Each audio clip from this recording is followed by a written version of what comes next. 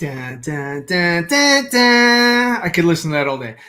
Even though I'm down with Man of Steel's theme and all that, I grew up on John Williams. Love John Williams. He's done a lot for the movie universe.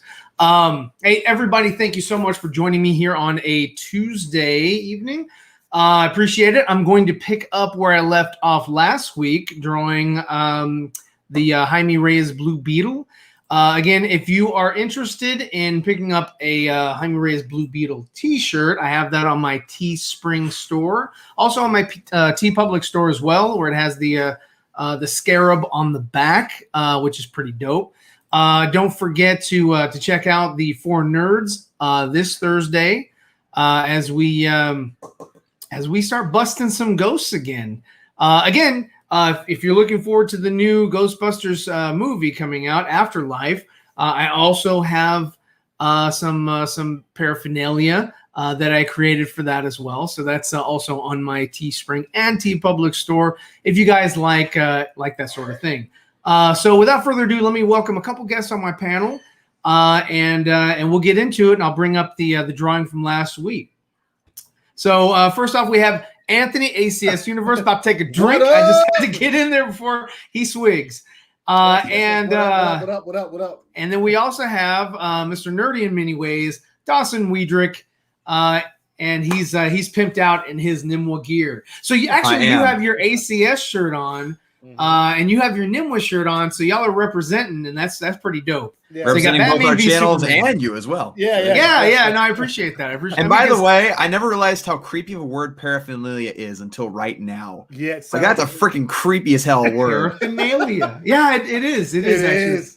Considering something else going on, kind of sounds very similar, but it's kind of weird. So how you guys doing, man? How were y'all over the weekend? I haven't streamed with you guys in ages. It was good. I went down to Edisto, South Carolina. Went to the beach for a couple days. Right? Saw some family. Then I got. You worked on a car. Yes. Yeah. So we were driving home from Edisto. It was an 8-hour drive, and like just half an hour into it, my serpentine belt snapped in half. So my power steering was gone. Luckily, we broke down right next to an auto parts store and a gas station. That's very convenient. Convenient. Yeah. What's up, Dylan? What's up, Frank? What's up, Dylan? And what's up, Bad Dan as well? I threw your comments up earlier. I'll get back to it real quick. But yeah, so I mean, since you, I'll take that down. I'll bring it back later. So what exactly did you have to do to your car to get it serviceable again? Well, we just simply had to get a new serpentine belt, and we had to replace the old one that snapped off and was tangled in the cylinders. Did you have the that special part that releases? My dad had to buy that. We were following each other, so we had to get the tensioner. And that took us 3 hours because there was pieces. What's up, 187? There was pieces in the way that we couldn't get out because we didn't have the tools with us to do it. Yeah. But it was funny because Brigham was helping us, and he was underneath the car because he was small enough to fit. And we were releasing the tensioner. Look like he's small enough. I know, right? Yo, Brigham is going to be taller than you. No, he's not. I refuse to believe that. But he was under the car, and we were releasing the tensioner, and the hose for the power steering fluid snapped out. Oh wow! So the fluid dumped to underneath the car and landed right on Brigham. It was hilarious. What's up, Anthony? I kind of had my own car issues this past weekend as well. So I was woken up about 6 a.m. By my wife's car alarm just went off. I was like, whose car is that? And so I get out, and it's hers is going off. I'm like, what the hell? So I grabbed her keys. I turned it off. Went back in the house, and the car went off again. I was like, what the hell? Is there somebody messing with this? Well, my friend who's across the street, he's a police officer, and he was like, yeah, no, nothing's going on. I've been out here, walking my dog and all that. And so as I was walking back in the house, I heard the car just sort of the car doors clicking and I was like, what's going on? Well, it turns out that I just had to replace one of the fuses because it was bypassing the fuse that was out, and that's what was tripping the alarm. And then after that, your alarm was tripping. The alarm was tripping, y'all. And then after that, so I had to go replace the brake pads on my vehicle, so I replaced all 4. And on the last one, the very last one, the other 3 went on You like go to Callahan Auto? Who? What? Callahan Auto for brake pads? Auto? No. Come on, you got another No. reference. Is that Will Ferrell? Oh, good. Callahan Auto? No, what Tommy is that? Boy, come on.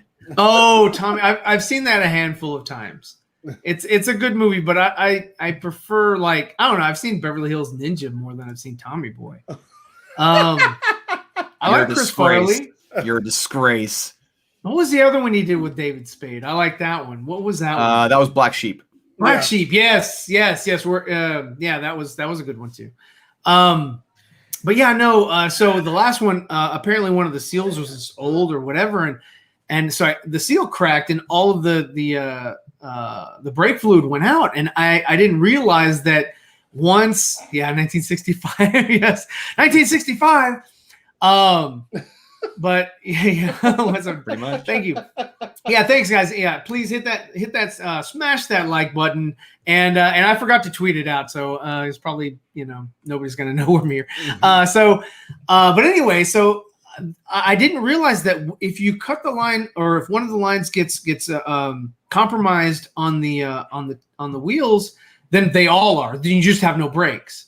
Because I was just gonna do like a little test drive to see, hey, can I make it to the auto store or whatever and pick up a new, caliper or anything like that. And, and so we had a 2x4 behind the wheel because I didn't have any wheel chucks. And so I was going to roll forward, and I was like, okay. I rolled right into my grandfather's house because I couldn't stop. And I was like, shit. So I hit that, and I was like, okay, great. So we got it fixed yesterday. I was about to say we got in a fight. I was like, well, I assume no. We got it fixed. It was good. No, my grandfather's been gone for a little bit. So we use his home that we still own because it just has a lot of tools, and it had that big industrial fan because it's hot as balls in Texas. Yeah. So we were using that, and that helped out. But yeah, no, it kind of sucked. But it was just like, man, I'm having nothing but car problems today. But yeah. So everybody knows over the weekend, or I guess last week, at the end of the week, rather, Thursday, the Suicide Squad movie came out. I got to watch it. I was not on Andre's show. Anthony was there. I wasn't there. Jarbo was there. Who else was there? Austin from Austin. Yeah. You gave some brief thoughts on my show on Friday. I did because I couldn't stay. But man, because I mean, I called you right after I watched the movie. Yeah, you did, Anthony. I was just like, I gotta talk to this guy because he's been like, you didn't have to talk to me. Whatever. Okay. It was past your bedtime when the movie was over, so I couldn't. And then you went out of town, so I was like, "Well, I was like, phone." I think it was because you do. No, it was because I what up, Ryan? Ryan in the chat. Oh, hey, what's up, Ryan? Ryan was on. He was on that broadcast too. Him and who else? I think it was Philip Barker was there. Yeah. It was Neil that was a nice was there, and I think what's up, Serge? What up, Serge? Everybody was pretty much subjective. I mean, none of us went in on a movie like this is straight fucking hot garbage, because it's not. But no, it's not. Ryan, you called me because I saw it a week earlier, and I had been telling you guys for a week. So you'd been you were like, yo, I can't wait to talk to you guys about it. I was like, man, after I watched the movie, I was conflicted because there were parts that I did like, but I always, when I'm judging a movie or whatever, it's always about what is my overall experience? How do I feel about it? Would I purchase it? Would I watch it multiple times and whatever? And for me, for this particular movie, that wasn't the case. I did watch it again. I watched it with my daughter. What? Somebody said Dwayne Johnson. Oh, yes, he is. He is here. Got everybody. Tom Gunn.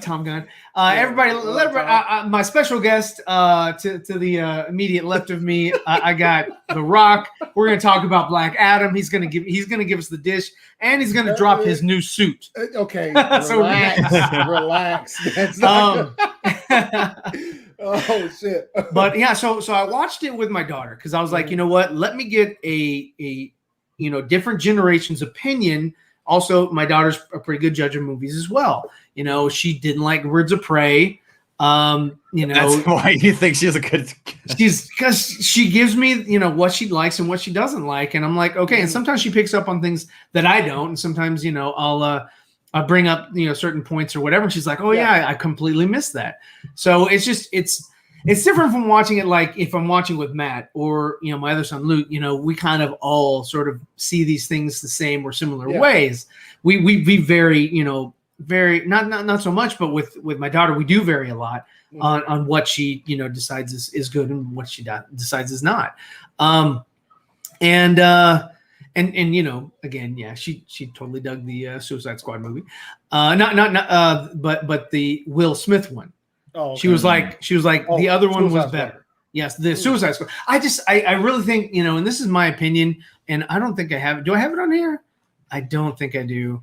I made a poster for the Suicide Squad if they were to release the Ayer cut, and I was like, why not just call it Task Force X so it doesn't get confused. That's what I was kind of thinking too. And I was just like, it's his own personal movie. They are Task Force X. He made the Task Force X logo, which you can find on my Teespring story, Teespring. The Task Force X logo.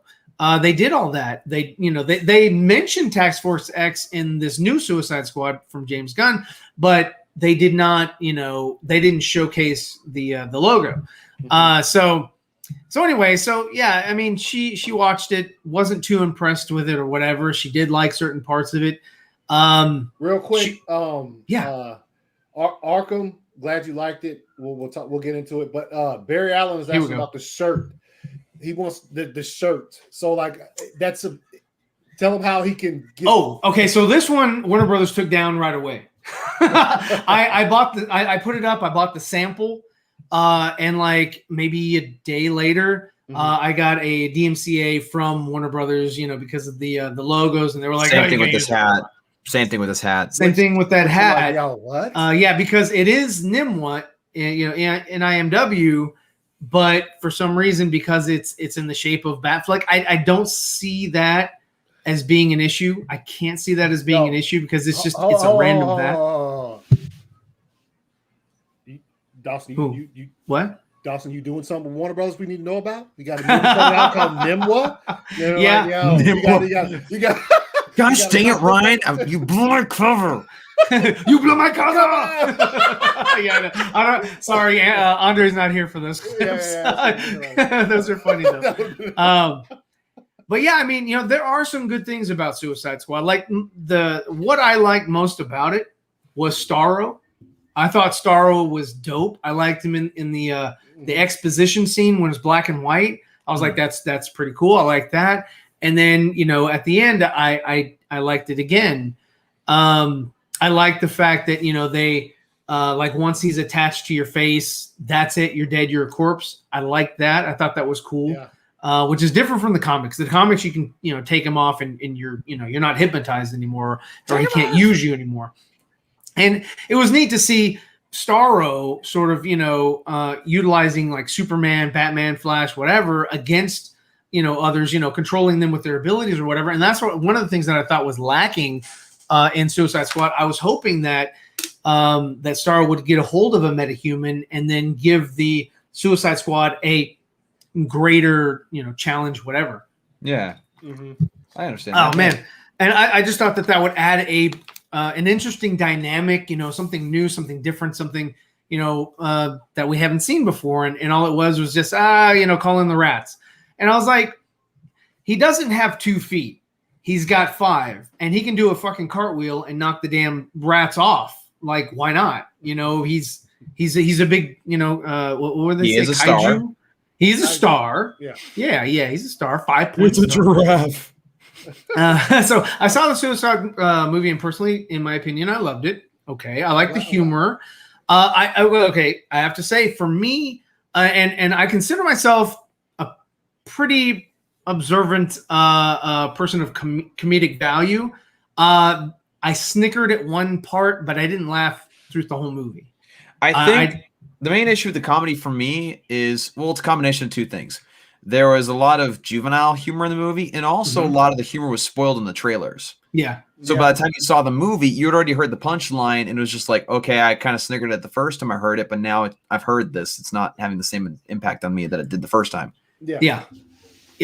And then he said, the story and the character development, I'd rate it 10 out of 10. Wow, that's really high praise. That's high praise. That's high praise. Yeah. Hey, I do actually have that clip. Hold up. But the problem is you have to like scroll down. That's high praise. There you go. There you go. So yeah, just StreamYard is different. Like I'm glad Arkham liked it, man. You know. Oh yeah, like, yeah. I'm glad. Absolutely. I'm glad. Like so, his almost 2 hours was very well spent in his personal opinion, and I like to see people enjoy shit like that. You know what I mean? Because it's there's so much out there. There's nothing that I disliked about the movie. Okay, and that's fine. I'm happy. I mean, there's a lot I did. And the same thing with 187. Where is he at? Hold on. He also said, he said he liked it. And then what's up, John Cena? How's it going, man? I haven't seen you in a while. I guess you're working on the Peacemaker show. You don't have the clip. How dare you?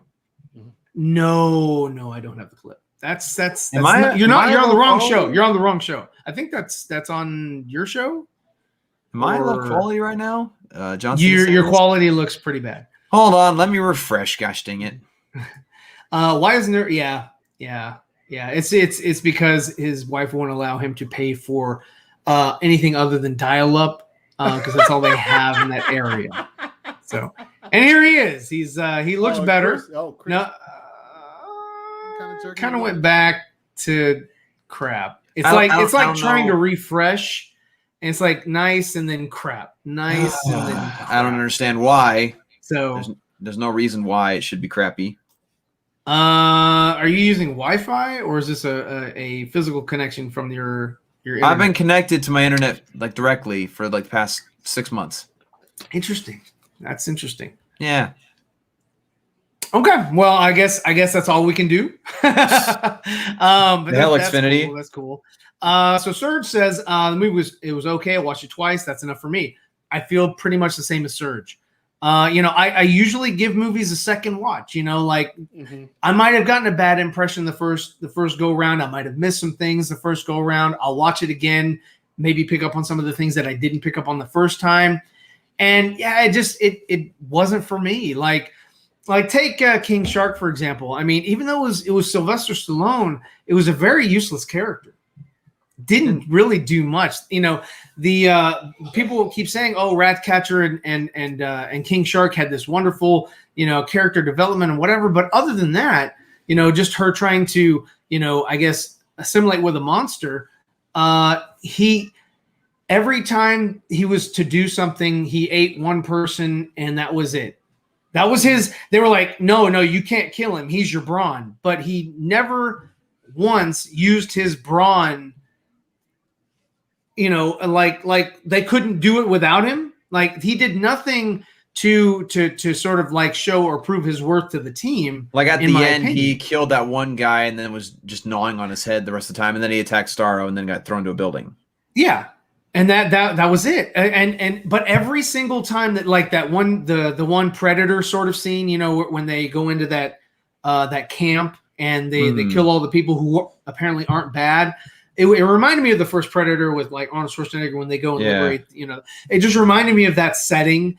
And they were trying to make fun as they went along with like, I'm shooting behind the back and it's an exploding bullet, but it's the same gun. And it's like the joke at the end of that scene though, is like the main joke that got me in the movie. The only joke where I was like, okay, that's pretty good. Yeah. Well, the one where it's like, where's all our men or whatever, why didn't my men alert me? That was kind of fun. I was like, oh, I got you. But again, that was my smirk. That was the smirk. Nothing else made me laugh. I never belted over and I was like, oh my God, it's funny as ever. It just wasn't. But yeah, I mean, getting back to hold up. We got hold on. Got somebody in the back. Do you know how to bring somebody to bring? No. They're not they're not showing up for me. Oh, here he is. Okay. I didn't want to bring him out. Hey. Yeah. What's up, Steve? How's it going, man? It's been a minute. It's been a hot minute. It's been a big minute. Oh, What's good, man? So Hello, yeah, Monsieur Dubois. How are you? Chilling, man, chilling. Yeah, so you had some work before the show, huh? Yeah, I had to do an ADR session. Nice. And remember, that's for that movie that you were working on? one of them. One of them. Which... Oh, I'm sorry. I don't want to like minimize your efforts. Like, oh, it's just one of the films I'm working on. Well, one of them. Actually, it's one of them. But I don't know if you know this, but I'm kind of a big deal right now. Oscar-worthy performance. I'll give you that. He's one of the better characters. Wait, relax. Oh, you're talking about. I would have preferred instead of now. I don't think they could do with Idris that they're going to do with John, because I would have preferred a Bloodsport series to a Peacemaker series. I would have loved Bloodsport was Polka Dot Man, or maybe okay, Deadshot. I gotta talk about Deadshot for a minute. I think Deadshot, because there was this thing that showed Deathstroke as originally being considered for this new Suicide Squad movie with Joe Manganiello, and that would have been cool. But I think they did good by doing Bloodsport. But I mean, wouldn't you have loved to have seen, instead of Joe Manganiello, because I know that Zach did it because of the scene that he shot for Justice League or for his original movie, but don't you think that Deadshot would have been a little bit more impactful for the fans in the nightmare sequence to see Will Smith in the nightmare sequence? You're talking to me? I'm talking to anybody. I'm talking to the world. I'm talking to my chat. I'm talking to Nicotina's in the chat. What's up, y'all? I gotta go. What's up, irregular Neil? He's coming in from the irregular side. But yeah, I mean, we'll chime in. We'll go counterclockwise. Since Steve just got in, let me get your take. And as I get your take, I'm going to bring in my drawing, and I'm going to continue to draw. Oh, that's wonderful. Thank you. Yeah, this is let me zoom out a little bit so you can kind of get a. There we go. Oh, look at these muscles! My goodness. There you go. Yeah. Look at them muscles, y'all. Look at those quads. Oh, jeez. He still No. Anthony, no. It's changed. It's different. It is different. Oh man! I will not have this insolence. Well, are they not supposed to be quads? Or supposed to be something else? Like a no. He's. Hey, I wasn't the only one last week that was like, shush. Does his character have? If you want to find out what they're talking about, you'll watch last week's show. That's right. Then you'll be caught up. Because they look like balls, don't they? Yeah. No, it's shush. That's so tracing. Yeah, and that's all I do here. Always tracing, Wazowski. Always tracing. Tracing, Wazowski. Man, so go ahead. No, I was gonna say. So yeah, I mean, what are your thoughts, man? What are your thoughts on Will Smith being in the nightmare sequence versus Deathstroke? Like, if you had seen, or if the audience had seen, Will Smith came back for that, would that have created, just so much goodwill or whatnot, that it just would have been more impactful versus Deathstroke? I think it would be a big deal, just the fact that you have Will Smith sharing screen again with Ben Affleck. I think that alone would have been really cool to see, even for a short time. Because now you have Ben Affleck, Jared Leto, Will Smith all in the same screen, and that's a pretty big deal. Forget about characters and whatnot. Just bring in these three personalities, these like box office draws, heavy hitters. I mean, we can say that here on this channel. So this channel, on this channel, we can claim is no, nobody else. They're heavy. No other channel. There's no other channel that will allow No channel for exists.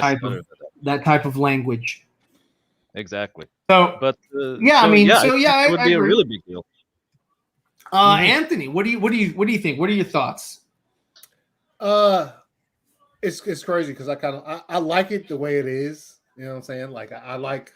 Oh, it's not bad. He's not. I'm not saying that he's taking anything. No. From Yeah, it. no. I'm saying no. Yeah.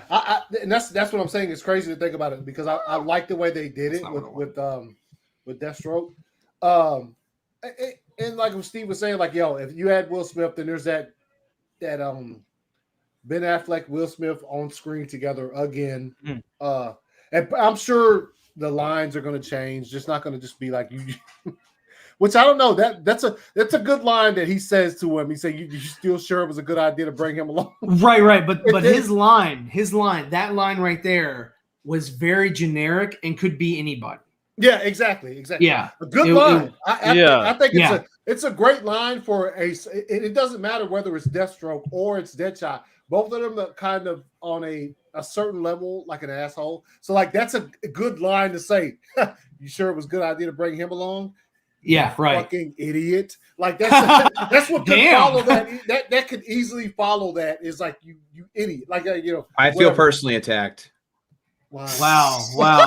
I mean, yeah, I definitely need to get but you know what I'm saying? Like that could follow that. So like I think it changes it up a lot. Obviously, I don't know, man. It seems either way well, I mean, yeah, I mean, it's hypothetical because it didn't happen, Anthony. Yeah. Well, I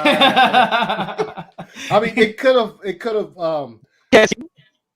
Do you think? Well, okay. Now I'll get to that in a minute. But yeah, I got a follow up question for you guys. But yeah, so do you think it would have changed or impacted the audience's reception? To see Will Smith in the Snyder Cut. I don't think so. No.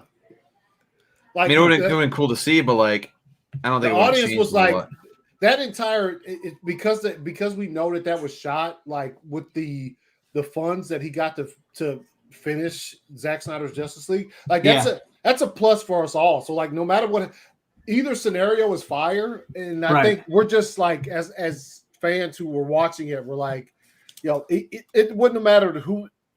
I don't think it would have mattered who was in that was in the nightmare sequence at all. We all would have been like, "Yo, that's fire." Yeah, like you know what I'm saying? Because the entire sequence was it did what it was supposed to do. You got to see Ben Affleck in an extended level because he had zero pretty much interaction with the Joker in Suicide Squad. Like we got to see some fire dialogue between Joker and Batman. Yeah. Whether you're talking about the black and white one that Zach shared later with the different lines, or you're talking about the one that was actually in the cut. So yeah. I think it's a win-win for everybody. I mean, unless they're gonna put unless you're gonna see like Mad Hatter show up, like you know what I'm saying? Mad Hatter.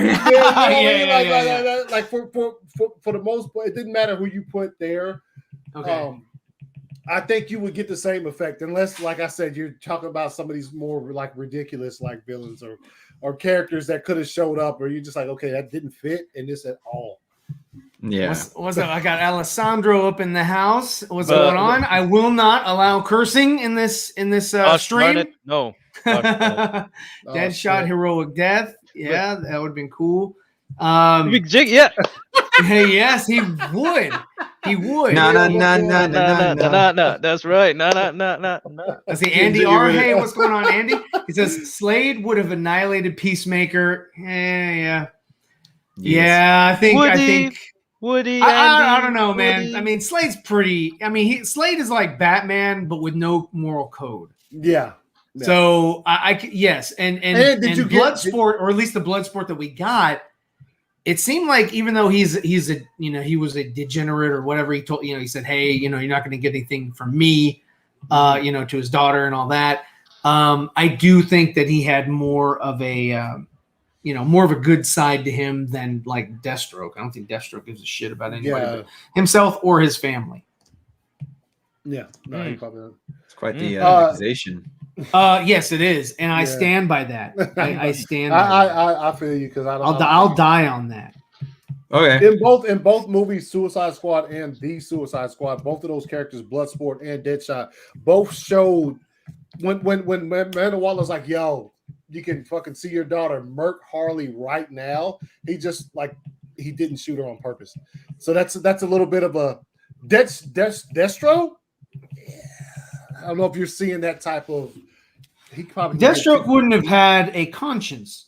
Yeah, Deathstroke exactly. wouldn't have said, yeah, I'm gonna do this or whatever, or even if they had, like Jericho or what's his daughter's name? I can't recall. Deathstroke.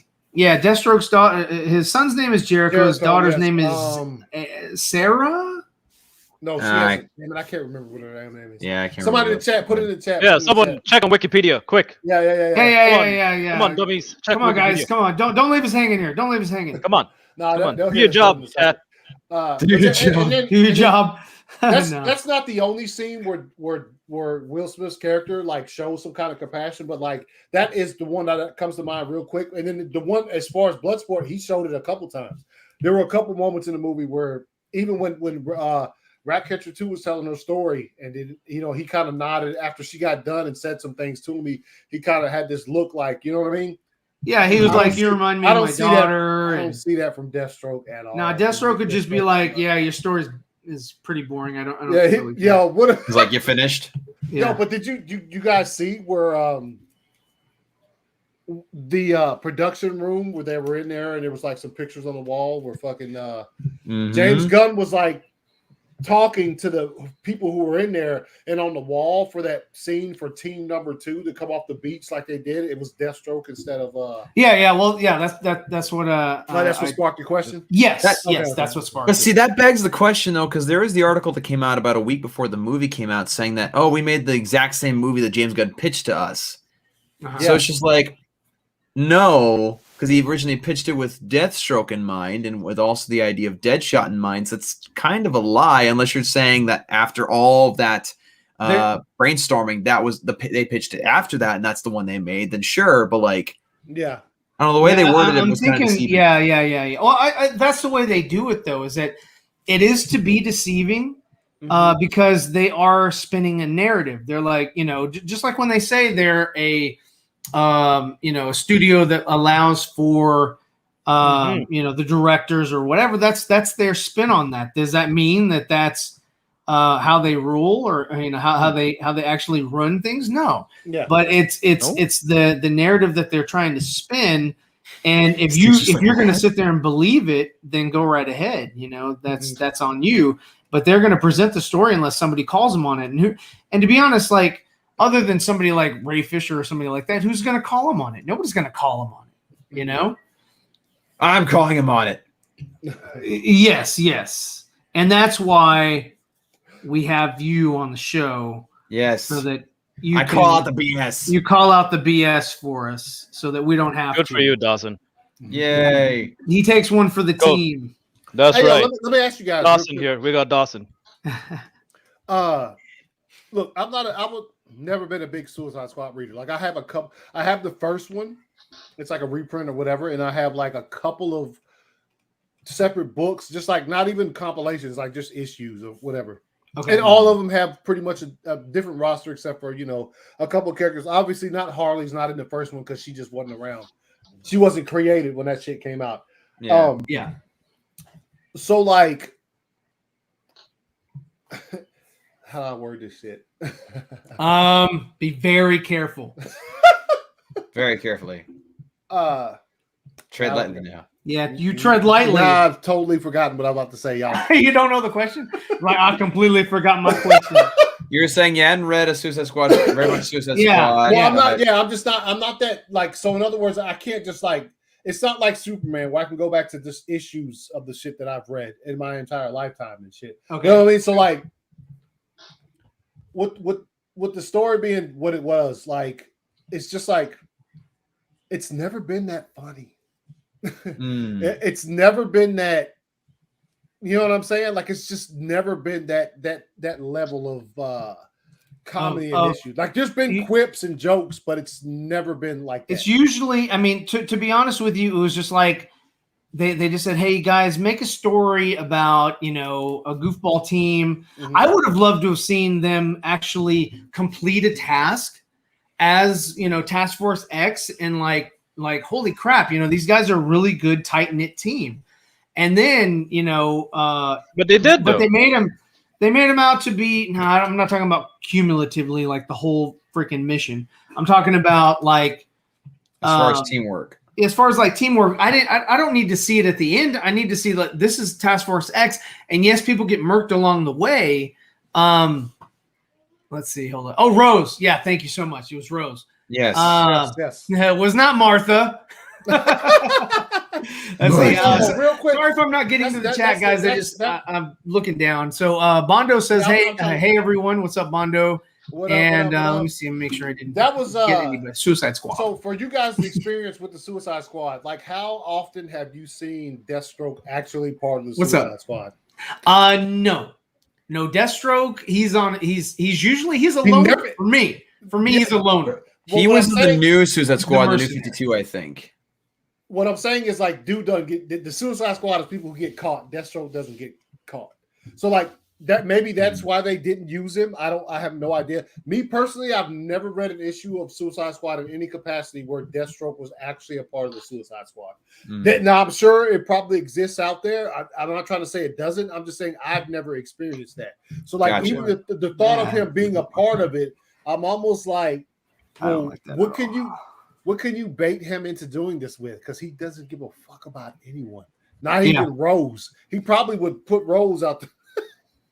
Yeah, sure. Sure. He is just that ruthless of a And dude. the thing is like, like when people were saying, and Steve, you can chime in on this if you like, is that they're like, oh yeah, well, Suicide Squad, they people die all the time and whatever. I'm like, okay, well, that's cool. I mean, if you really want to subvert my expectations, like, everybody's been like trying to do, then, kill off Harley, kill off Ratcatcher, that would throw me for a loop. I'd be like, oh crap, I did not see that coming. I just don't think that they're that bold to actually try or attempt to pull something off like that in lieu of, fan reaction. I mean, if you think they would ever actually consider killing Margot Robbie off? Nope. No. Because it's just they don't. They wouldn't. But what I'm saying is that if you want to say, oh, people die and all that, I'm like, dude, yeah, hey, give me that. Show me you can do that. I mean, hell, you kill off other characters, might as well kill this one off. I mean, kill off other mainstays of the Suicide Squad, which. The only line in the sand that I think is dug deeper than Margot Robbie getting killed as Harley Quinn is Gal Gadot getting killed as Wonder Woman, and that's those two not happening. Period. Yeah, they can bring in the greatest writer of all time. They'd be like, "Yo, I have this idea for this movie," and it could be a great movie. It could be Steven fucking Spielberg. It could be Robert It could be any of these dudes. You come in there and you say, "Yo, I think we should kill Harley Quinn." They're gonna fucking light you on fire and put you out of windows. And 17-story office building windows for that idea. Yeah, so Steve, what are your thoughts on that? On killing off characters? Killing off characters and killing off Ratcatcher or Harley Quinn. Well, you can't if it's all about you can kill any character you want. You can kill off Ratcatcher, but then again, she's the only morally good character in this whole stupid movie. But why is it that they're all villains, right? They're all I don't want to say degenerates to an extent. Right? Some they've all gotten caught. Circumstances. Sure. I mean, Ratcatcher got put into prison because trying to survive, I guess, but. Killing off Margot Robbie, I mean, that's a ballsy move, but then again, you're killing off your biggest IP character and your biggest star because Will Smith's not there. So I mean, they killed off Luke Skywalker. He's a big IP. He's huge. Come on now. But his stuff is done. His stuff is done. We're moving on though, right? His stuff is done. That's horrible. Plus, no he's dead in Star Wars, man. That's the next level as a Force Ghost, right? You can do whatever the fuck you want. I can't get with that. Come on. Yeah, but then, like I said, it's a ballsy move, right? So, yes. But then with Star Wars, they're pushing into the new generation. So you don't need these old ass bastards. So yeah, we want the new generation. Who's the new generation for instead of Harley Quinn? Who's the new generation? Who is the new? Who? Yeah, in the comics, who is in the new? Chat, tell us who is the new generation. Yeah, is it Orphan or is it? I mean, who is it? What? Yeah. Who are these characters? Who are they? Well, yeah, you got to find out. Exactly. Come on, chat. What's the name of Joker's new? His new Harley in the comics. It's not Harley, but he has a new something like that, right? It's his daughter. He's got a daughter now. Joker's daughter, and she like wears his old face. Oh, wow. And who is the mother? That one. Punchline. Who is the mom? Is it Martha? Punchline. Yeah. I'm pretty sure it's Harley. Is it right? Yeah, there you go, Surge. Thank you. His Punchline. That's this is basically his. But I realized something this weekend. I was looking into the latest run of the Suicide Squad. That's come out with DC Comics, and I found out that in that run, they actually made Peacemaker the leader of the Suicide Squad, and a lot of the designs for the costumes, especially with Bloodsport and Peacemaker, are very accurate to the movie. So it looks like that James Gunn simply wants to go in that direction where, Peacemaker becomes the leader in place of Rick Flag and stuff like that, which, like, I like Rick Flag too much, and Peacemaker just didn't do it for me quite yet. So I'm still kind of peeved about that. But and also, and like, it's a thing where, like, and I was talking about, like, I hadn't read much, but every single thing I've read of Suicide Squad, like, Rick Flag is there, dude. Like, he's like a he was a staple. But the thing is, and I have to agree with you, in that they wanted to say, hey, this old Suicide Squad thing is done. So I want you to develop a new Suicide Squad, because everyone wants to see new Suicide Squad movies, and that's we'd rather see new Suicide Squad movies than a Man of Steel 2 or a Green Lantern again, or because we love the hell out of Suicide and here's Squad. the thing is like in DC with DC films, right? You have all these different characters, and look, again, if you're a huge fan of Suicide Squad, that's great. But think about this. They made a second Suicide Squad movie before they made a second solo Superman movie. Yeah. And I'm just sitting here like, what? Like, I know BVS is a follow-up. I know Zack Snyder's Justice League and that trilogy is a continuation of Superman's story. But, like, you have Superman, you have Batman. These two characters, Batman with Ben Affleck hasn't even gotten his own movie yet. Yeah. And yet you're trying to make second installments of Suicide Squad and third installments of Wonder Woman. And it's just like, their priorities are very, very interesting, to say the least. Why are you zooming in on his crotch? That is very much not the place you want to zoom in. The shading. He's got to get the shading. Yeah, right. I got to get the shading right, because I got the heckler over there. That's who, Anthony? Yeah. He saw something that he can't unsee, and so I've got to do my best. What, did he see you stand up? Change that up and yes, make it different. He saw you stand up, didn't he? Make it different. So yeah. Is this crotch Jeff Johns approved? I would hope not, but I wouldn't put it past him. Because apparently he knows about crotches and ethics. Oh really? Oh, okay. Okay. And he wants to make sure people know that characters have crotches, right? Okay. Yes. Okay, so we're gonna get rid of all this here, Anthony. Joy Marino, come on. Oh, come on. He said, Dawson, please be mature. I mean, look, Dawson, this is going to be the second time. I'm not going to make this request again. All I know is that if someone from World's Finest is telling me to be mature, then you've really slipped. Oh, we are. Whoa. Come on, they're World's Finest. Okay. Yeah, no, we are World's Finest. Yes. They are, right? Oh, dang it, Anthony! I was going to do something. What are you going to do? That looks a lot. That looks a lot better than what was there. Last week we were crying laughing over that shit. Brian just didn't know what the fuck we were laughing at. I thought they were laughing at the gun. And you got to do some leg extension. But not that gun? Yeah, I was like, what are you guys laughing about over there?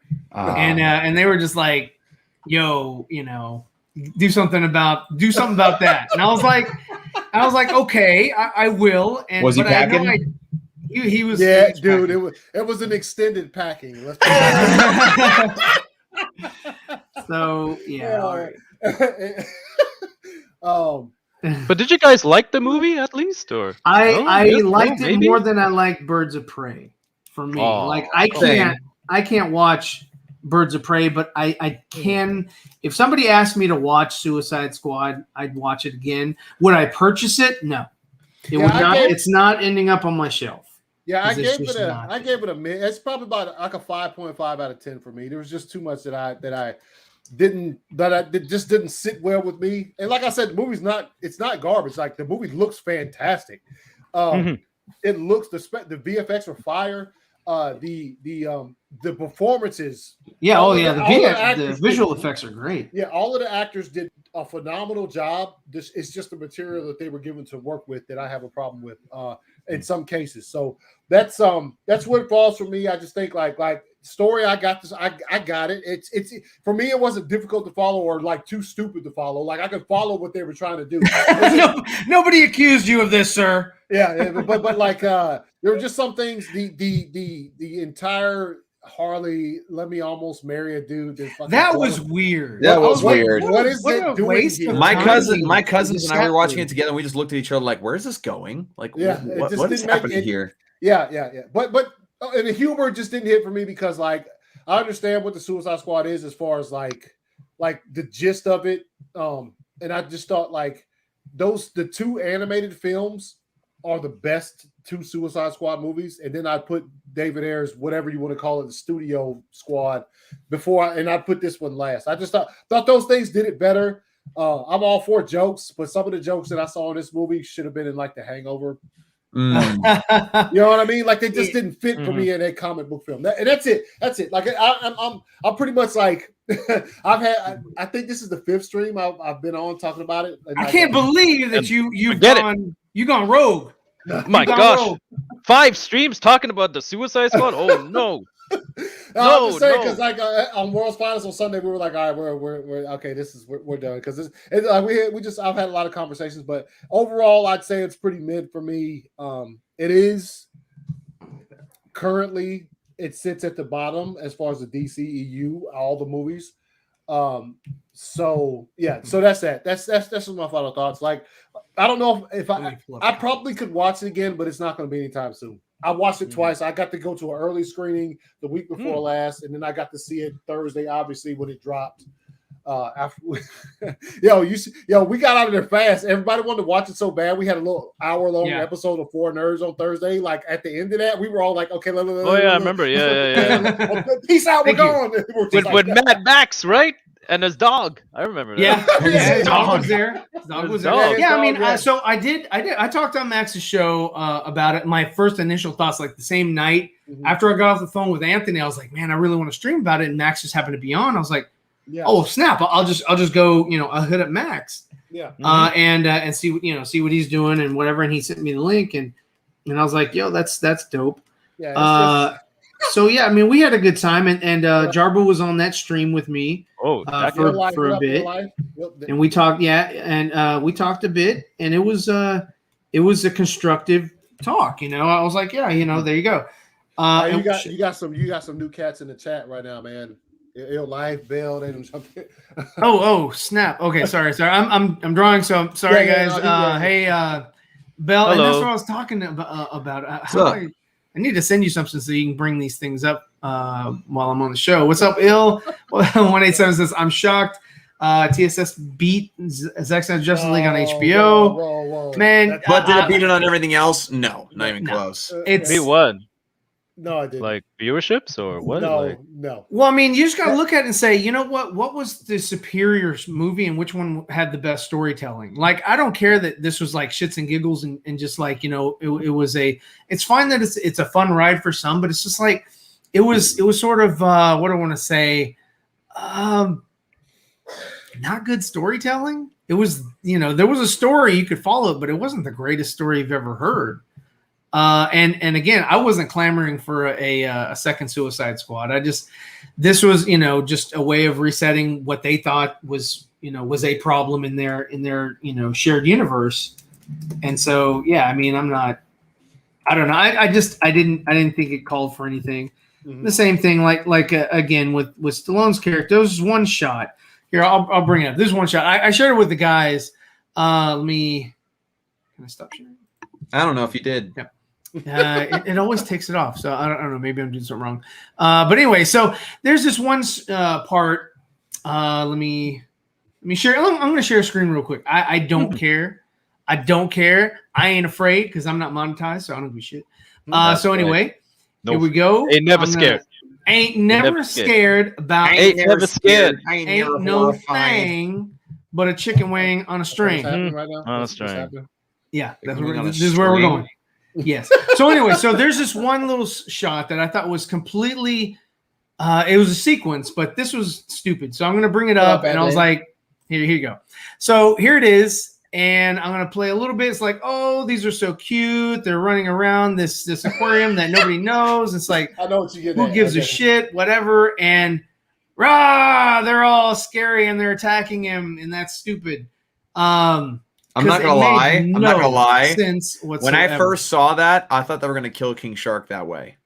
Well, yeah, because I mean, I'd already seen a movie that was very similar.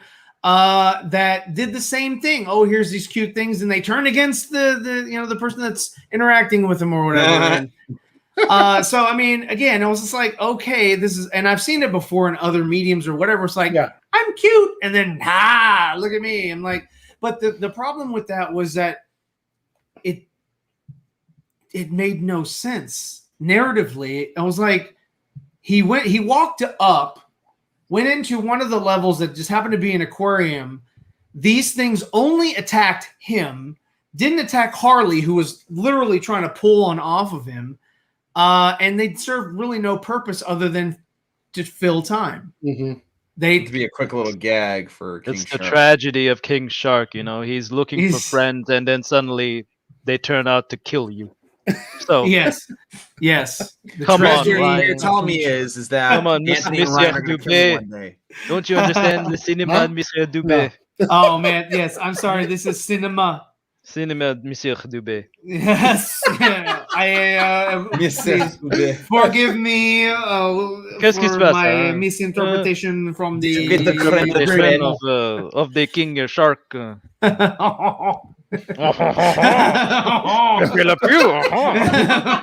allergies. There are two of them. They've got a relationship. What is this? There are two of them. They two dummies. Yes, the two idiots. And I thought when Muschietti said that, I thought that he was talking about Batman and Flash. I didn't think that he was talking about, the two idiots. And I was like, holy shit, he was talking about the two idiots. That's weird. So I'm curious to see how this thing is going to go. But anyway, back to that was a change in conversation topic. Yeah. Well, it is. Excellent. Hey, quit being a baby. Oh, wow. Baby. Hey, nobody puts Baby Dawson in the corner. Nobody puts Baby Dawson. Nobody knows the trouble I see. Nobody knows my sorrow. Yeah. So, but I mean, overall, it wasn't the worst movie I've ever seen in my life, but it wasn't the best comic book movie I've seen either. I don't know. It just it was underwhelming. I'll give it that. It was underwhelming. I would say overall, it's a movie that had a lot of high quality aspects to it, including cinematography, action, and all of that. Mm-hmm. But I think this movie, a lot of it just comes down to personal tastes and preferences. Yep. And I mean, that's most movies out there anyway, but I think more so with this one, because there's a lot of movies out there where, it's just really good and everybody who watched it just enjoys it because I mean, great. most audiences for good movies like Zack Snyder's Justice League are like, I have seen shit that'll turn you white. So you're saying ZSJL is? I have seen some shit that'll fuck you up. But it wasn't like this. Believe it or not, I'm walking on air. I don't know. I mean, I think that I think that Suicide Squad was maybe on par with the Wonder Woman movie as far as like quality. No. I think it was better. Yeah. You think Wonder Woman was better, Steve? No, the Suicide Squad was Suicide better Squad was better. Suicide Squad's way better. Yeah, Really? way better quality. It was better than this? Yeah. Oh yeah. Except for that, because that blends in, you know. The Suicide Squad had better VFX. It had a better story. It did have a better story. Yeah, I'll give it that. Yeah. That's one of the reasons, or that's one of the main problems with Wonder Woman was it was fantastic acting and interaction, things like that. It was just a horrible story. Yeah. Story sucked. This one, the story was like, it was okay, but it was very basic. It was very basic because they all they wanted to do, it was just, let's just get these people together, entertain you for a minute, and then be done with it. And who cares? Nobody cares anymore. And that's why it's like a lot of people just kind of leave it. They leave it there. There's nothing more to say about it. King Shark is a shark. Indeed, he is. He is, John Cena. This is true. Yes. For the Suicide Squad, I mean, Screen Rant put it out today. Screen can't. Yeah. Can't. Let's see. Let me jump back into the comments because I am backed up. Let's see where were we? You're failing. I'm backed up. Yes. Back that ass up, man. Oh. Let's see. Your big fat mom, would you back that ass up? Called Big Daddy. Hey. And now you can't stand it. Let's see. Do it, chicken. Chicken. Do it, chicken. Let's see. You're not scared. Learn correct grammar. Oh. What? Okay. Let's see. Did you guys see the pitch meeting? Yes, it's pretty funny. No, I haven't seen it. I need to watch it. I love pitch meetings. Man, you really? I can't say. Those are like cinema sins for me. Sometimes they're kind of funny. Sometimes they're just kind of blah. It's just like, I think overall Ryan George is just a freaking comedic genius. Let's see. Maybe they are peaceful creatures but afraid of sharks. I don't think so. No. That's stretching. And if you need to wrap your brain around that way, just to make that make sense and be okay with it, then that's fine. That's on you. Well, for me, they serve no purpose. Anthony's back. Yep. Yes. You left us. My wife got home from work. So what were some of the highlights? What did you like most about the Suicide Squad? We'll start with Steve. What did you like most about the Suicide Squad? I think it's what all right now. Dawson. I like everything. I love everything. No, that you can't. That's not a good answer. I need a good answer. But that's his honest answer. That's man. We are a shark. We are sharks. Let's see. There you go. Patty Jenkins is a better director. Then she is a writer. Oh, then she's a writer. Oh, okay. Hey, well, I was waiting for Dawson to read the rest. Like, holy crap! No, I gotta read that. Yeah. Why was Amanda Waller? I had issues with her. I don't know if you guys had issues. That's my main complaint. Yeah, her character made her too soft. So let's hear it, Steve. What did you not like about Amanda in this particular incarnation? I felt that Amanda, she was just. It's such a missed opportunity and such a big letdown from whether you want to call it Studio Squad or the air cut, whatever. Definitely her character was way more prominent. And here is that you have the caliber of an actor. You have the best performer in Viola Davis. Yeah. You have her embody. You have a perfect casting of her embodying Amanda Waller, a very formidable character who has no superpowers, but she has all the power, if you think about it. There you go. And it's just that it was just bottled down and it's just there. It's such a missed opportunity for so many things. Yeah. And it's just relegated to just being like the Colonel Troutman there. It's like, Rambo, we need to do this. It's like, no. Colonel Troutman role. It's like it's such wasted opportunity and such a big letdown compared to how big of a character that she was. Her presence exactly. Even that post-credit sequence, even with Bruce. With Bruce Batfleck, right? So it's just you will say Bruce. She just commanded that, and you just showed that, just the way she acted out as Amanda in that one scene with Bruce is that she held more power over him. She holds the cards, and exactly. that's the interaction that you're used to seeing her with Bruce. She knows who the hell Bruce is. She knows what's up. Everything. She allows him to do his thing because she admires, the same thing with like Superman, gave him, that little nod at the beginning, because he had passed away or whatever, and so I mean, you just imagine let's say what Zach could do with if she had her and Jesse Eisenberg together in a scene, or even with Jared Leto. Man, you have, it's like, so that's my biggest complaint, and it's such a waste of opportunity. Right. Okay. Now let's go back to what you liked. Loved about it. What was something that was like, that was like, Suicide Squad really nailed this. Well, and tell me why you think it's King Shark. I think I like the ultra violence in it, and that's why I like King Shark. He only kills one person, and he's done each interaction. It's only one. He eats one person. He eats the head off one person. Rips one guy. You're talking about overall. I'm talking about each individual session that included him.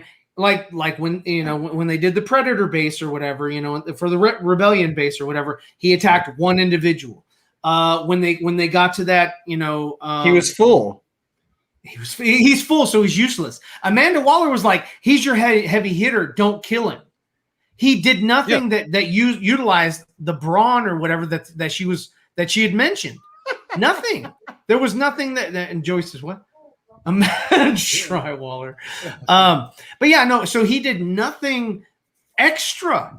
He didn't show his worth. He was just there for Ratcatcher to play off of. And to have that stupid jellyfish scene. No, he served a purpose when Starro came out. He chewed on him for a minute, and then that was it. But he didn't do anything to incapacitate or really do anything. He kind of chewed on his arm a little bit, and then he was like, "Get the fuck off of me," and he was done. That's it. He was done. Stallone was like, "Should I get out of here? I gotta go do Creed 3." I gotta go to supervise. Yo, Adrian, I gotta do this show. Hey, now I'm gonna go do an Oscar 2. That'll be wicked. It would be. People would want to see that. Yeah, I would. I'll buy it. Yes. But his King Shark served no freaking purpose other than just to be there. I suppose every super team needs that big heavy, It's like when remember it would be different. It's like bringing in the Hulk, and the Hulk does nothing. Well, then that's what happened in the Avengers. He did one punch. And did that suck? Yeah, pretty much a Hulk in all these movies is useless. Oh my God, Steve! Thank you. Now translate that over to the Suicide Squad for King Shark. It's the same thing. It's the same thing. I wish they'd done more. Let him speak. I'm sorry. Go ahead and speak. No. Ryan, speak now, because I'm gonna stop talking, and I'm gonna let you have the floor. Me. Go watch Birds of Prey. All right, there we go. Oh no. He just killed me. But yeah, you're right about King Shark. But then again, it's like Thank you. Obviously Gunn is reusing a formula, right? Yes. Same thing with Guardians of the Galaxy, but this is where, as we talked, Gunn is unrestricted, whereas like you can see that it's better when he is restricted. You know what I mean? It is. I think Guardians. Okay, now you have a hot take. You like Guardians 2 more than Guardians 1. I like Guardians 1 more than Guardians 2, minus the dance off at the end. Right. Take that stupid dance off at the end, replace it with Starro, and you've got a solid movie. you got a solid movie because I liked Starro and I liked the ending. I liked, it was way better. The dance off was stupid, and I was very disappointed with that. But yeah, all I gotta say, I do quote the whole distracting you turd blossom thing all the time with my family. In fact, I'm pretty sure my sister and I call each other like turd blossom like 50 times. Yeah, but that was before the movie. No, that was after the movie came out. Oh my, turd blossoms. Wow, man, you guys don't love each other. Oh, we're ragging each other. People want to marry each other if you love each other so much. Ew. That's my sister, dude. Oh, really? Oh, sorry. Hey, who are we to judge? Who are we to judge? We're going there. We're going there. It's like Hot Rod. It's like Hot Rod. It's like, dude, why is Rod kissing his sister? Oh, Denise isn't his sister. She's not? Well, it totally destroys my entire universe. But yeah, I do like Guardians Volume 2 more. So okay. I do like. I think they did a fire job on Kurt Russell. I thought he looked freaking dope as Star-Lord's dad. I didn't like the when he became fully CG and he was the planet or whatever. I thought that looked stupid, but I love the de-aging that they did. The de-aging was great for that. Yeah. It needs to be taller. It's not even taller. She said. Why would she say that? It needs to be taller? Well, you know what's wrong with this? It needs to be taller. Think about it. Nah, shouldn't it be that needs to be thicker? Or hey, now depends. Are you about length or girth? Whoa! Oh, Dawson, this is a family show. Oh my God, what are you doing? Yo, if you thought this was a family show, we're here to talk about the Suicide Squad with the family. Which is not a. And now you're talking about girth. He's about to get yeet. Where's King Shark? Jeez. Oh man. No. But what you were talking about all of our what we liked most about the movie. Yes. What is something that you liked? The way the movie looked, obviously, was fucking top notch. The special effects were fire. Character-wise, Ratcatcher, fucking Bloodsport were fire. Polka Dot Man surprised the shit out of me because I just thought the first time, and I was just like, yo, say what you want about the actor, but like the actor's, it's a good actor. I like even his very, very, very small part in the Dark Knight was just enough to show me the dude can be insane if he fucking wants. Oh to. Yeah. So yeah.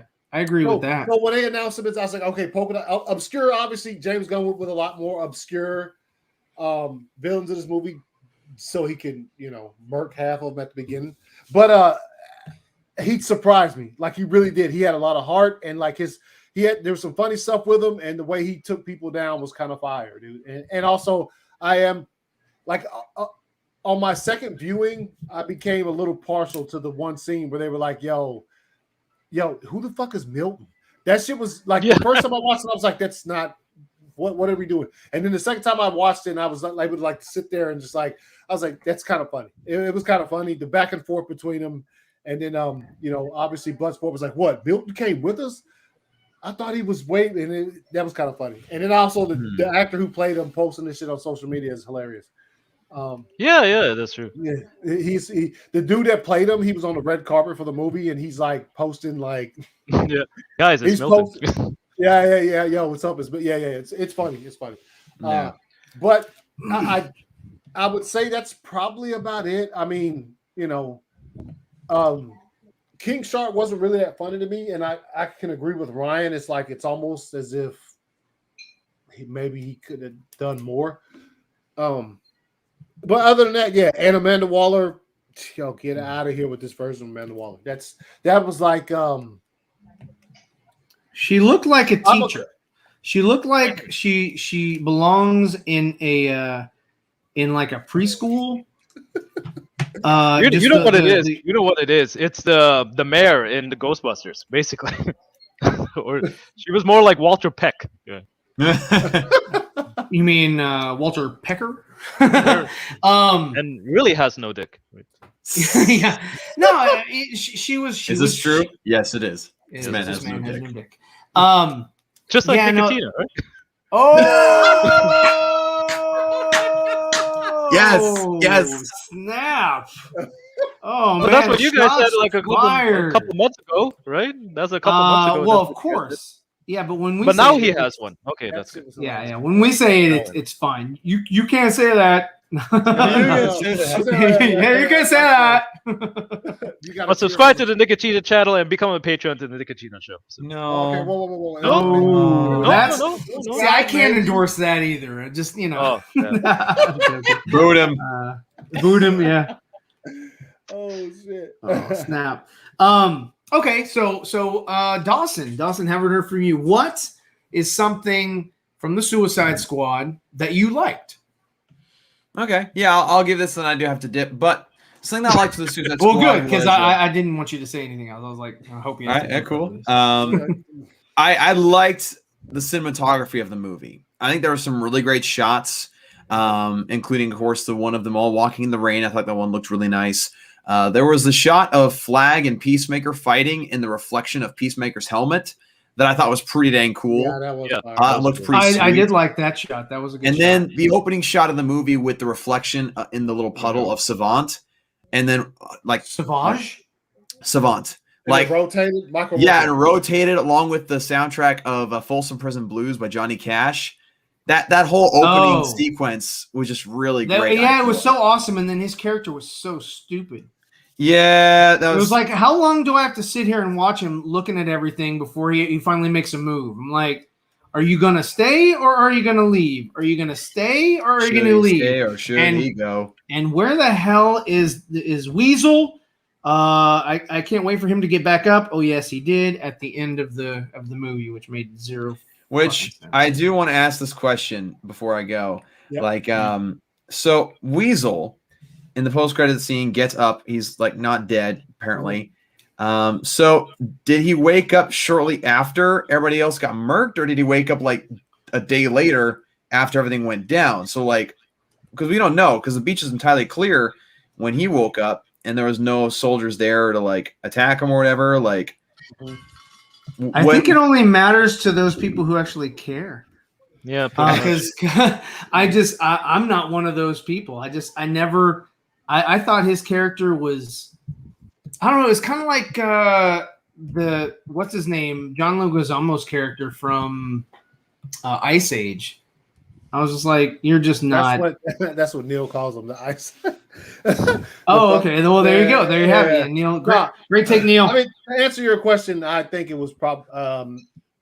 I would say a day later, just because nobody else was on the beach when he got up. Like everybody else had done gone, so I would probably say a day. So he was incapacitated. That's a long time, David. Yeah. Otherwise, if it's just a few hours later, really. Yeah. Right. I think also that's like. I mean, for me in particular, like just for me, my thoughts is just like I thought they could have just left him dead on the beach. They really could have. I would not have been mad at all. It was just such a like the character in itself. I get why he was there. Didn't dig him at all, but I understood why he put him in there. I mean, he is an actual, he's an actual character from the fucking, from the lore or whatever. Oh yeah, no. They gave him. So what they did was they gave him. They gave him like a catalog, and they were like, "Hey, go through here and find characters you want to work with." Now, the one thing that I think that I could give complete credit to James Gunn is in Polka Dot Man. Yes, yeah. We should have gotten a Polka Dot Man show instead of a Peacemaker show. It was that was so much, and it was so telling. Like I could tell you, he's about to bite the dust when he was like, "I'm a superhero. I'm a freaking." His death was very predictable. Yeah, I mean, a lot of the comedy was very predictable for me, and I was like, this just doesn't resonate with me very much because, again, I consider myself to be pretty on the nose when it comes to comedy. But he's humble about it too, and I'm completely humble about it. I'll be the first one to tell you that I'm humble. So he's the humblest person he knows. But hey, what's up, Raya? Yeah, we're just still talking about the Suicide Squad because it's still relevant. Even though we've all talked about it, forever and a day, it's still a relevant conversation. There's, a lot of people want to say, hey, I'm drawing a line in the sand here and there or whatever. And again, to reiterate, something that's that we've been saying throughout the whole broadcast is if you like it, great. I have no qualms with people who actually, dig the movie. Same thing with Birds of Prey. It's not my cup of tea, but if you like it, then, hey, good on you. If you don't like it, then good on you. I hope there is something for you or whatever that you will like. And yeah, that's kind of it. What's up, Gavin? How's everything going, guys? Sorry if I don't pull up your comments again. I'm trying to draw and interact with my panel and pull up, you guys' comments. And I do appreciate you commenting. Michael Rooker was great. Wait, he's a great guy. Okay, he can be a great guy. I thought he did better in Guardians of the Galaxy as the guy with the arrow, which is very similar. Like he had an arrow that he controlled and was, trajectory and things like that. In this, he had a ball and he controlled the trajectory of the ball. And I'm like, that's the same kind of character. It wasn't really much of a stretch for him. Mm-hmm. I thought Mongal was really dumb. I thought she was just kind of there, just like what other obscure characters can I throw in? Like, what was she trying to do with the helicopter? How did she think that was going to go down? Like, yeah, I'm not quite sure what her plan was there. Yeah, I don't know. But Steve knows the plan. And I do. And Steve, yes, and because I knew it, he was like, just put me in, coach. So but I do have to get going. All right, man. Hey, I appreciate you coming, man. Thank you so much. Absolutely. And we'll see you on Thursday. Yes, Thursday for the Four Nerds. Indeed. We'll see you guys next time. Peace. All right, so now we can be more adult. Exactly. Caca poo poo. Okay. So yeah, Steve. What are your thoughts? And do you actually have information for us About the plan? About the plan. Mm-hmm. The plan for Team 1 is to die, so that team can get to the beach. Mm-hmm. Yeah. Because Team 1 has Rick Flag, and he'll do the right thing. But Team 2, they won't care about doing the right thing. So you think that Amanda wanted to? You think that Amanda wanted to kill Rick Flag? That he would not make it? I think that with the way that she's made, and also in this, is that she's very manipulative and she understands just get anything done by any means necessary, right? And they've established Rick Flag. Well, this as a sort as a morally good character, and even at the end, he does the good soul. He does want to release the information out to the press, right? To expose what's going on. And that's where you get Peacemaker in, which I'll be honest, I'm excited to see what they do with Peacemaker in the show. After, the way the character is shown here with John Cena, because there's a lot you can do. There's a lot of commentary you can do with Peacemaker. Surprisingly, even with the short amount of it, because it's what Bloodsport says. The thing, right? You use liberty as an excuse to do what you want, to kill people. Yeah. But it's always liberty, right? And in a way, if you think about it, we all, especially on Twitter, and how aggressive you can be. But liberty is you use it as an excuse to say and do whatever the hell you want. And I'm pretty sure you guys, all of us, have that even a couple of months ago, right? So but hey, it's all for liberty, right? Anthony, was wrong. Let me ask you a question. Now, while Steve was talking, was it cutting out for you, in and out, or is it just me? Because I could hear what you were saying, but it kind of cut out a little bit. And I wasn't sure if it was my headset. I can still understand what he was saying. Oh yeah, I can understand you. I just heard something like in the background. Just okay. Yeah. Just wanted to make sure it wasn't just me. But yeah, no, I think I'll watch the Peacemaker series. Oh yeah, let me see. Somebody throw the corpse of Ring and Flair in the Lazarus pit. Lazarus pit. They'll come back crazy like the lazy pit, the lazy pit, lazy compétent. The Lay's potato chips. Wait. Ryan, do you think Will Smith could have been in Zack Snyder's Justice League? Now that's an interesting question that we've never covered. Except we did. Except we already covered the first 20 minutes of the show, Ryan or Andre.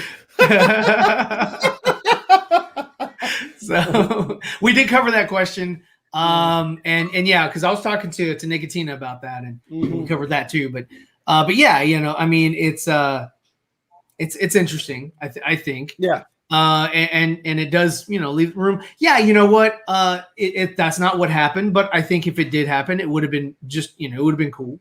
Would have been dope. Do you think that that we'll see Will Smith ever again in The Mask? Or do you think he's like, yo, I want to keep away from this franchise completely? No, I mean, obviously, hopefully we see him. I think we will in David Ayer's Suicide Squad. Hold on. In that one. But this doesn't bode well for that brand. And I remember when we talked right after you watched it, you were telling me, you were like, yo, this franchise is dead. Well, they killed everything minus Peacemaker. That's what they kept alive. Yeah. And like Steve said earlier, he's, I guess, in the comic books, Peacemaker is the new leader. Yeah. So I think they might be trying to go that direction. If they still, I don't see why they would continue the franchise, because it's like there's so many other characters out there, like Blue Beetle, that they're starting up. I was like, you have 2 Suicide Squad movies before Blue Beetle, before Batgirl, before the Flash, even. I mean, it's like, where are your priorities? These characters, like, where's this you told Zack Snyder that you had plans for Green Lantern, and yet we get a Suicide Squad instead of a Green Lantern Corps movie. I mean, I'm sorry, we've only had one Green Lantern movie, and that one didn't do great. They and this would have been a great. I mean, I think James Gunn could have done a better Green Lantern Corps movie than this, because it's filled with aliens and it's an ensemble cast and all that, and he could have dealt with like the different types of the different rings and emotions and things, the spectrum. He could have really thrived with that, but they didn't go that route. They were like, no, we want to reset this universe, and I don't know, man. I'm just not thrilled. Well, with that, I think it was more of a situation because they offered the full Superman. Right, they offered him when he first. They did. Yeah, so I think they probably offered him several, and he took this one because he knew. And this is whatever you want to think about James Gunn and his humor. And I was on Nicotina's stream the other day. Jarvis was on there, and he was just like, Jarvis was like, yo, if you've never seen some of Gunn's darker humor or whatever, and I was like, yo. Like, I've seen some of it, and it fits when it fits. And I've seen shit that'll turn you white. But if it doesn't but Jarbo does have a point to that, though. Like, no, he's right. That's the one right. problem. Yeah. It's just like, but the dark humor fits where it fits, and it doesn't fit where it doesn't fit. If I'm like in this, I can agree with that. I think that. If they probably gave him open reign to do whatever he wants, like he's not gonna pick Green Lantern Corps, because guess what? Dick jokes definitely don't go over well in the Green Lantern Corps. Do you understand what I'm saying? Like, that's what I mean when I say they fit where they fit, but they don't fit where they don't fit. You're not going to be able to do that. And I think when they said he saw on all of the things that they offered him, he said, "Yo, with the Suicide Squad, I can really go in. I can actually have." I can have King Shark rip a dude in half. I can show it. I could do whatever." And exactly. They had already told him they're going to let him do what he wants, and I still believe that they told him that just so he would make sure that the one character that had to survive from David Ayer's movie is Harley, or else your whole shit's burning to the ground. So yeah, I think that's what I'm saying. Like I have zero problem with James Gunn's humor if it's put in the right place. If it's but in a comic book film, just did not, like, even my wife was just like, was that a dick? Jesus. Like, you know what I'm saying? Like, it just did not fit in the movie. But there are comics with dicks and tits. Oh, yes. I mean, there's plenty of places where dicks fit, but not, you know. They fit into big holes, small holes, medium-sized holes. Even if you could even go back to in the Ultimate Edition of BBS, you show Ben Affleck taking a shower. Yeah, you have that. Yeah, but it fits in the context of the scene that Zach is trying to tell you. He goes down to the cave, looks at his suit, looks at Robin's suit. He's like, he's got some shit on his mind. It shows him taking a shower. Like, does it have to be there? No, but it fits it. It just seems like it's But it's fine. It's not jarring. It's not. He didn't put it in there for a joke or you to feel like whoa, what did I just see? Yeah, he didn't put it in there for that. He put it in there like in context. James Gunn put that in there so you could, oh shit, there's a dick. Let's laugh. To me, it didn't fit. To me, if it fit for you, that's fine. It just doesn't. The scene right after that was perfectly fine to me. When the dude's in the bathtub and they shoot the fan and it falls over in there and it like chops his that was funny. I didn't laugh, but I was like, okay, I got the actual showing of it. I was just like, yo, this didn't need to happen. But going back to what you were saying, I think that's one of the reasons why do I think because of how much I like the first Guardians is fire. I've always said Guardians of the Galaxy, the first one is fire. Like he could do that well, and to what you were saying, Ryan, like that would fit him better if he did. But I think he didn't pick that. And I'm not trying to say I'm pretty sure if they offered him Superman, they offered him everything else. Sure. You know what I mean? Superman is the IP besides Batman, and Matt Reeves already had that, so they weren't going to offer him that. They offered him if they did offer him Superman, like legitimately, that means they offered him everything else. Everything was on the table. He probably picked this one because he was like, yo, I can go fucking batshit crazy with this. And and they'll love me for it. I don't they'll love me. And you and Steve's like, hell yeah, I loved him for it. I love you. Yeah. No, but that's just that's just what I think. And I don't know. I mean, obviously, not to get into anything that like came out today. I don't know what the future holds for that dude with any studio. If So I don't know, and I don't put anything past the guy because I mean, I don't know him. I'm not invested in James. I'm just like, okay, you made some okay movies. I like Brightburn. He didn't direct it, but I did like it. And yeah, I mean, hey, good on you. You've done some good, but does that mean for me that I mean, he's incapable of doing anything? I don't put anything past these people. Yeah. Not to get into it either, because it's just I mean, it's a different. Andre said, "Check your DM, Ryan." Me? Oh, okay. See. So I don't know what he said. Yeah. Is he available? I don't know what. No, he's not. He's not available. Hold on. Cena. Hold on. No. Steppenwolf. What about it? Hold on. Let's see. And that's it. That's my final thoughts on the Suicide Squad. I'm assuming. Well. Oh God! I'm not. Okay, so. Okay, fine. I'll play it. It's so silly. Anyway, all right. Let me. Wait a minute. Hold up. Is it? Okay, hold on. Wait. Let me minimize this and go back. Hang on. Oh, where am I? Where's my mouse? Okay. StreamYard. Here we go. Hey, what's up, Dr. Fade? Hey, what's up?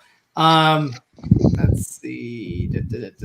Stop sharing screen. Share. screen. Let's see, Chrome tab. This one, share audio, share. That's a light one. Oh. StreamYard. Here we go. Add to stream. Let me go full screen. Okay. And I can't play from here. I'll have to play it from here. All right. And here we go. This is Nicotina. And that's all I can say. Go ahead. I will bathe in your fear. Oh, I saw it. Okay, relax. I got one, Andre. Show him your fear! We have no fear! Oh yeah. As he looks at as he looks at Steppenwolf's fucking dong piece, he's like, "Yo, oh yeah." All right. My great prize. Yeah, we know. Nice. You know, he bought that alone. He Okay, wasn't so with his, I'm about to bounce something on here that just dropped. I mean, well, oh shit, where'd it go? What'd you do? Yeah, hold on, let me find it. It says 7 hours on it. I hadn't seen anybody talking about it, so okay.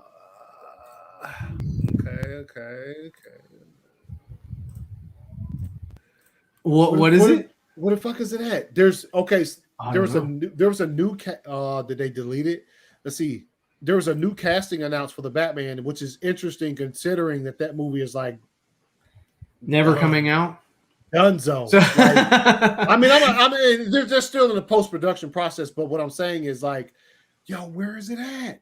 Yeah, that's what we're all asking. We're like, where the hell is the Batman? I mean, it's not effects heavy. They're making us wait another damn year for I can't find it. Maybe somebody else in the chat can and send it. That kid who played not Robert Pattinson, not Robert Pattinson.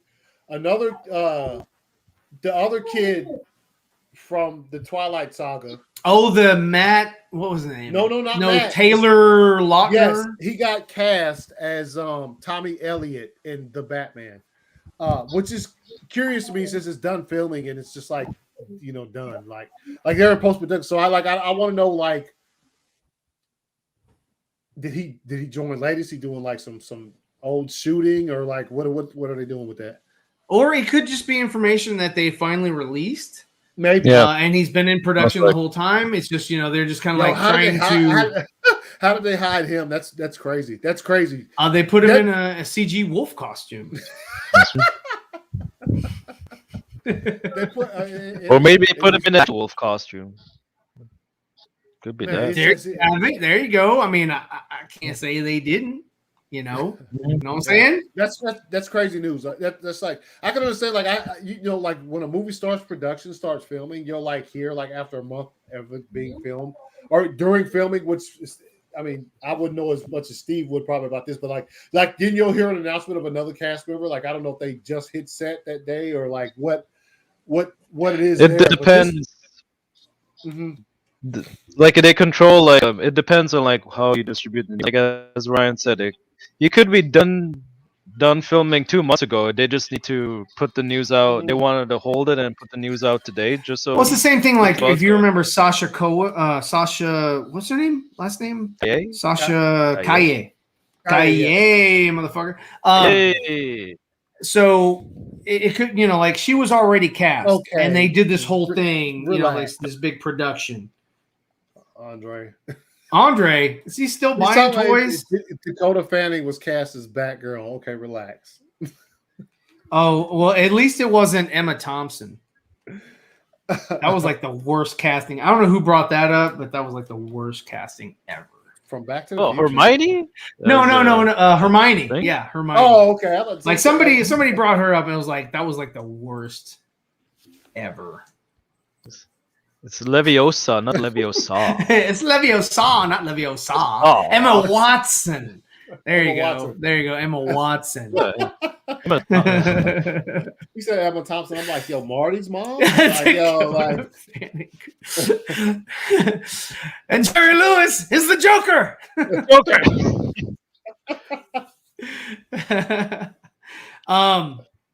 But yeah, I think I think I'll go ahead and end it here. This is Wait, that's so far, Leia I mean, Thompson, right?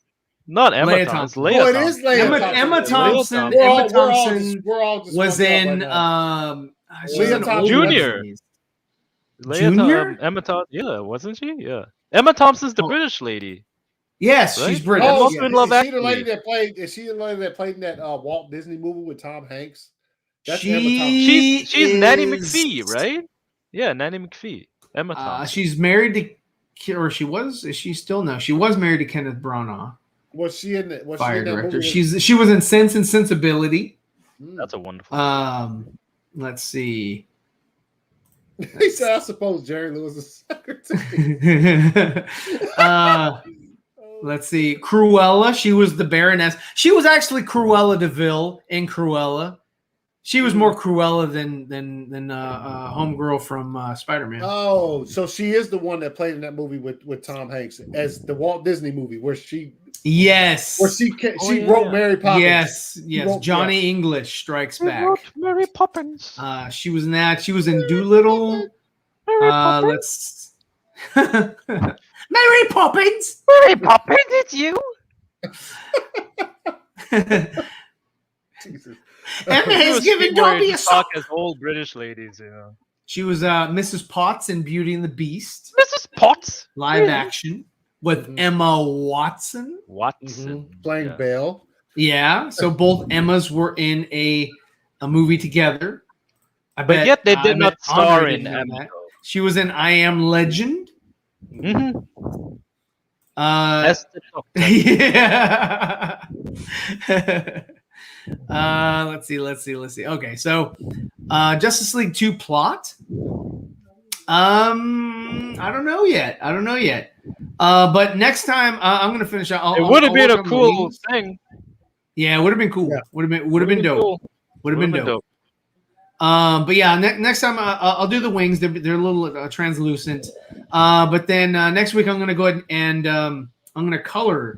All right. Add some color and then I'll add some shading to I'll the good flat spots too. Huh? Add some shading to the nice good spots. I do need to add some shading. That's one thing that I'm still working on. I'm still working because I'm not a comic book artist, but I'm trying to move into that sort of realm.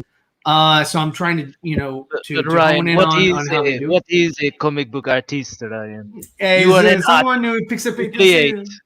Yes, You create. I You draw. create. You Let's act. see. Put the bat signal in the sky. Great Scott, this is Batman. But yeah. So yeah, I'll maybe I'll do that next week. Maybe I'll add some shading. I'll look at some shading and see what all I can do because I still got to get that down because I really do like the way that Jim Lee's ink is and also how Jim does it. But I just don't. I like it, but I don't want to go completely shadow. Like he goes like really deep into shadow. But really, like his. It looks dope. His But ink thing I is just I love detail. It's his collaborator, Scott. Is it Scott Williams? Yeah, Scott Williams is the main inker. Yeah, He's the one that really he inks a lot of what Jim does, and Jim kind of like pencils it out, makes little X's here and there for him, and all that. Jim Lee is like he's a fire artist, yeah. But really, it's Scott that makes his art wicked. Yeah, That's the truth about it. Like Jim, like you know who's also good is Mark Silvestri. I always liked his work. I actually like his work more than Jim, to be honest. I like him. I like David Finch. I think he's a fantastic artist as well. So you know who's I also like Mike is it Mike Allred? Yeah. He also did remember the X-Force or I remember X-Force comic? Yeah, Mike Allred did that, and there's some other like really good art. Even remember the guy who did the X-Men run in the 90s? Who also did Agent of that was Jim Lee. So. No. Yeah, that's true. Yeah, that's true. But he had that manga style that he brought in the mid 90s.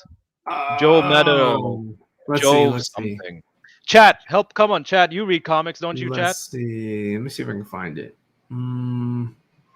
Manga. Let's see. Was it like the mid 94, 95 going into 96? He was like the main X-Men artist.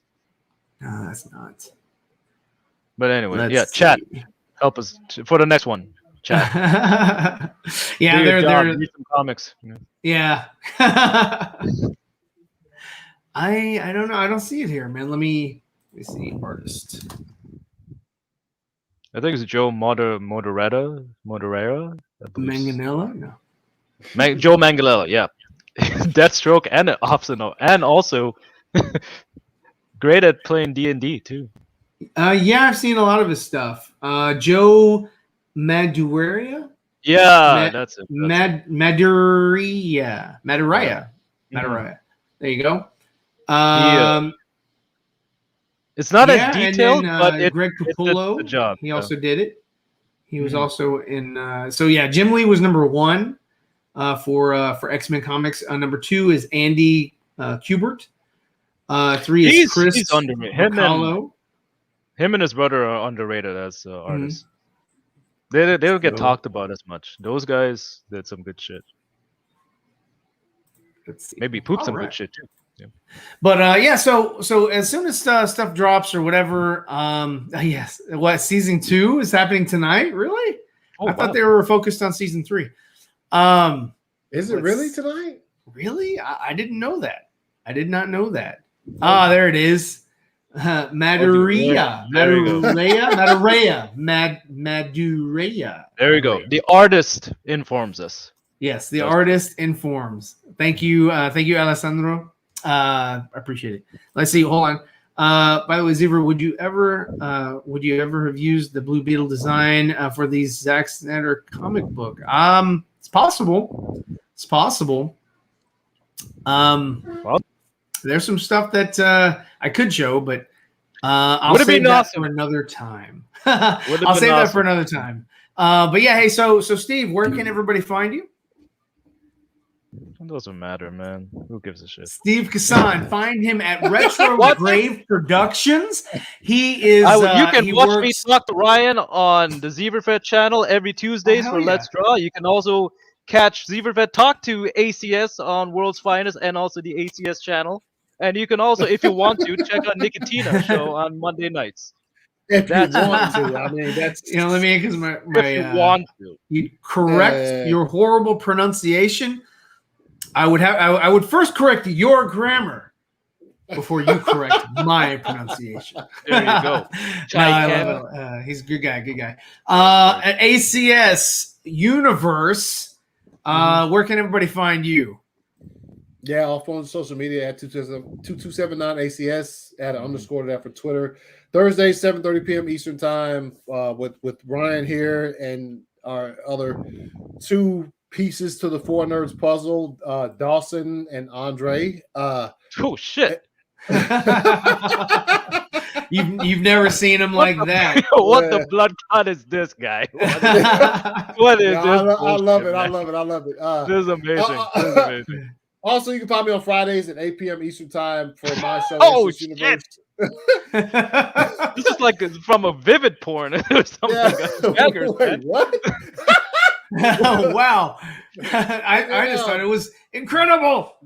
On Sundays, man. Normally 8 or 9 p.m. Eastern time. You can find me and my homegirl Meg and Joey as we carry on World's Finest. So yeah, that's where you can find me. There you go. And I'd like to thank everybody who's been in the chat. Dawson was on here as well. Thank you so much for giving me some of your time being on the show. And thank everybody. I want to just let you know that I am working on the Blue Beetle. I'm going to continue to work on this next week until it's finished. I'm going to see this one all the way through and have a finished product or something that I'm pleased and happy with. If you'd like to support the channel. You can always join my my Patreon. I appreciate everyone who's on there. So thank you so much. It does help keep me up and running. Also, check my Teespring and TeePublic store. I have a lot of really cool stuff on there. I have my my Ray Fisher jerseys, which 100% of the proceeds go to AFSP.org. If you want to give or donate money to that cause. So yeah, with that. We take that off the screen. With that, thank you guys so much, and y'all have an amazing evening. I'll see you on Thursday with the guys, and yeah, have a good night.